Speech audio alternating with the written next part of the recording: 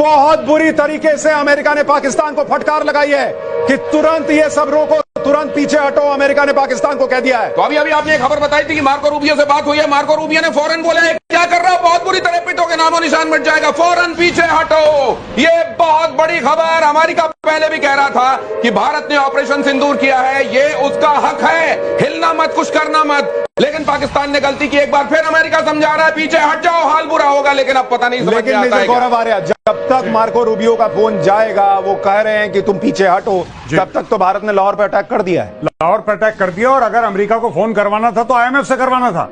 गलत कर दिया खुद फोन करके। आईएमएफ से फोन करिए, फट से पीछे हटेंगे। और बहुत बढ़िया करा। देरी हुई है, इसमें बचे कुछ ड्रोन भी पाकिस्तान क्या उड़ा देंगे। और एक और बड़ी इंपॉर्टेंट बात है सर, चाइना ने, सॉरी टू इंटरप्ट, चाइना ने पाकिस्तान से कह दिया कि हमारी इक्विपमेंट यूज करना बंद करो। हमने अफ्रीका से कहता हमारी काम करती इक्विपमेंट। हमारी नाक कटा रहे हो तुम लोग। नहीं आनंद सर, मुझे तो ये लग रहा था कि अमेरिका से पहले चीन पाकिस्तान को रोकेगा कि मत लड़ो भाई, क्योंकि तुम लड़ते हो, तुम पीटते हो, और पोल मेरी खुलती है कि रास्ते का माल सस्ते में ये चीन बना रहा है। JF-17 किसी को नहीं चाहिए, किसी को चीन का एयर डिफेंस सिस्टम नहीं चाहिए जो न ड्रोन रोक पा रहा है, जो न मिसाइलें भारत की रोक पा रहा है। चीन अलग एक्सपोज, पाकिस्तान अलग एक्सपोज। लेकिन सर एक बात बताइए कि कल पाकिस्तान के लिए एक बड़ी खुशखबरी आनी थी। IMF से उसको लोन मिलना था। जो आदमी रात में ये हमले कर रहा है उसको कौन लोन देगा? क्या उस पर भी अब संकट है? नहीं, मुझे लगता है कि बिल्कुल संकट है, 100% संकट है। और अमेरिका की अगर बात नहीं मानेगा, अमेरिका इसकी चूड़ियां कसेगा। और एक और बड़ी खबर मेजर भाई, एक और बड़ी खबर, सियालकोट पे बड़ा हमला हो गया है। सियालकोट में भारत ने बड़ा हमला किया है। लाहौर में 3 ठिकानों पर भारत ने बड़ा हमला कर दिया है। यानी अब ये वॉर है बॉस, अब इसमें कोई इफबट नहीं है। सियालकोट में भारत का बड़ा हमला, लाहौर में लगातार सायरन बज रहे हैं। भारत घुस गया है पाकिस्तान में। लाहौर में ब्लैकआउट, लाहौर में सायरन, सियालकोट में भारत ने बड़ा हमला कर दिया है। मेजर गौरव आर्या, जरा सियालकोट की इंपॉर्टेंस समझाइए। देखिए, ये पाकिस्तान का एक बहुत बड़ा वहां पे कैंटोनमेंट है, इनके आर्म्स डंप हैं, इनके मिसाइल डंप है वहां पे। और सियालकोट पाकिस्तान के लिए बहुत बड़ी खबर, पाकिस्तान घुस गई भारतीय सेना। ये अज्ञात बॉर्डर पर पाकिस्तान के भीतर दाखिल हो गई भारतीय सेना। और देखिए मेजर गौरव आर्या को, ये इसका मतलब समझिए ये क्या है। ये अब पराक्रम का वो प्रदर्शन है जिसकी ताव झेल नहीं पाएगा पाकिस्तान। अज्ञात बॉर्डर पर कहा जा रहा है कि भारत की सेना, भारत की आर्मी घुस गई है। अभी तक तो कहा जा रहा था कि सिर्फ एयरफोर्स अटैक कर रहा है, लेकिन अब भारत की आर्मी घुस गई है। मेजर गौरव आर्या, एक बार नेवी बीच में आके कराची पोर्ट पे आग लगा दे, मजा आ जाएगा। एक बार नेवी वाले आप भी जरा अपना इसमें हिस्सा डालो। आर्मी अंदर घुस गई है पाकिस्तान में। INS विक्रांत है, वहां से करिए 15-20 BrahMos fire, set fire to the Karachi port. आग लगा दो कराची में, फूंक डालो पूरे शहर। मेजर गौरव आर्या, क्या आपको लग रहा है पाकिस्तान का नक्शा बहुत बुरी तरह बिगड़ने वाला आज रात? मैं बता रहा हूं, आज की रात देखना कयामत की रात है पाकिस्तानियों। सो मत जाना, आज की रात को कयामत की रात है। तुम्हारे सर पे मौत का नंगा नाच हो रहा है। नहीं, सो जाओ लेकिन एक आंख खुली रखना। हाँ, नहीं, पाकिस्तान के जितने बच्चे आज घर पे अपना मैप बनाने का प्रैक्टिस कर रहे हैं, आज बार रुक जाओ बेटा, आज बार रुक जाओ या 2-3 दिन और रुक जाओ, तुम्हें मैप फिर से सीखना पड़ेगा। ऐसी स्थिति बन रही है। मीरा जी आपको जोड़ना चाह रही है।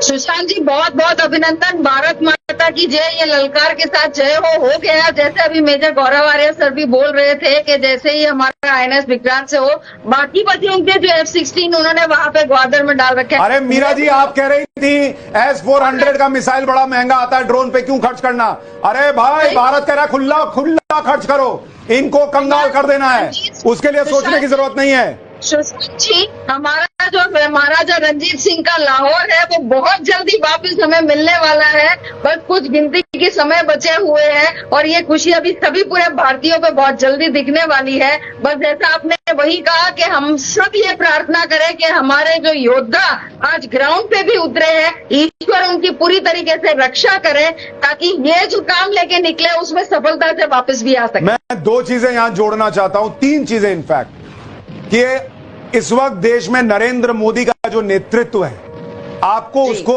यहां पर चर्चा में लाना होगा। अनप्रेसिडेंटेड कि इस तरह का निर्णय लेना कि बॉस ठोक दो, घुस के ठोक दो। और ऐसी दुनिया में जहां नरेंद्र मोदी ने दुनिया को कहा कि ये युद्ध का नहीं बुद्ध का समय है, लेकिन इसका मतलब ये थोड़ी है कि सब बर्दाश्त करेंगे। बर्दाश्त की सीमा होती है। नरेंद्र मोदी ने टारगेट रखा हुआ था 2047। आप सोचिए कि नरेंद्र मोदी ने उससे भी कॉम्प्रोमाइज किया कि चल यार 2-4 साल एक्स्ट्रा लगेंगे भारत को तीसरी सबसे बड़ी अर्थव्यवस्था बनाने में या बहुत बड़ी इकोनॉमी बनाने में। लेकिन यह सब नहीं चलेगा। पहली चीज ये, पिछले 10 साल उस आदमी को आपको मानना पड़ेगा भाई। 10 साल भारत की सेना ने जिस तरह से हथियार बनाए हैं, जिस तरह से हथियार खरीदे हैं, आज उसकी ताकत दिख रही है मेजर गौरव आर्या। बिल्कुल अनप्रेसिडेंटेड है। मैंने पिछले, खासतौर से पिछले 7-8 साल में, 10 साल में से पिछले 7-8 साल में जितनी मैंने हथियार की खरीदारी देखी है, मैंने जीवन में नहीं देखी।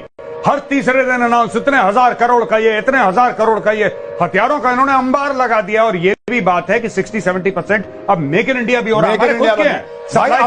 अभी सर आकाश ने ठोका है, आकाश ने ठोका है जो अपना स्वनिर्मित है।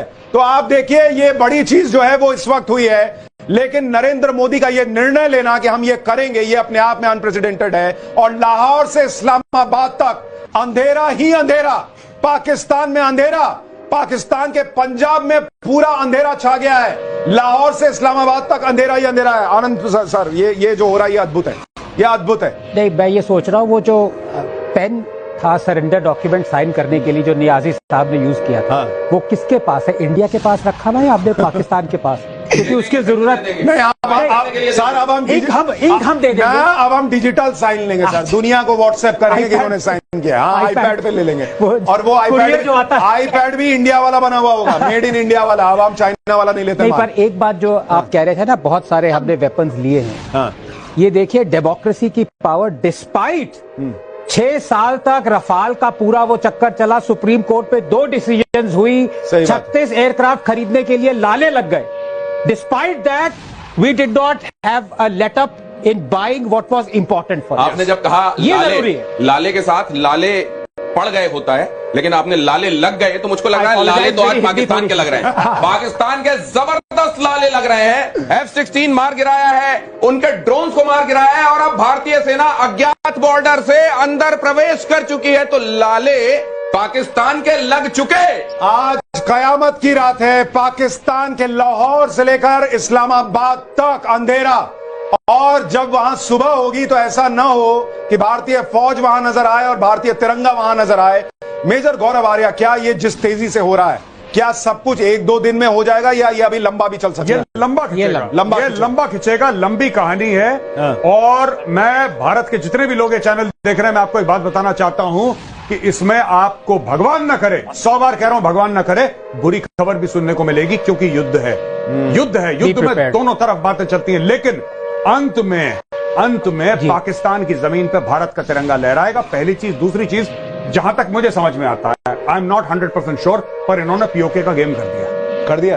कारण यह है कि जो कॉन्सेंट्रेशन ऑफ ट्रूप्स है, वो मैक्सिमम, वो 765 किलोमीटर का जो लाइन ऑफ कंट्रोल है, उस पे मैक्सिमम है, और उसमें उसने खेला कर दिया, मुझे ऐसा लगता है। और जो पाकिस्तान ने बोला है कि टैंक भेज रहे हैं जैसलमेर के थ्रू, वहां पे तो साहब हमारा स्ट्राइक कोर का जमावड़ा है। पाकिस्तान को यह नहीं पता लगेगा कि मिसाइल कहां से गई और कहां से आई।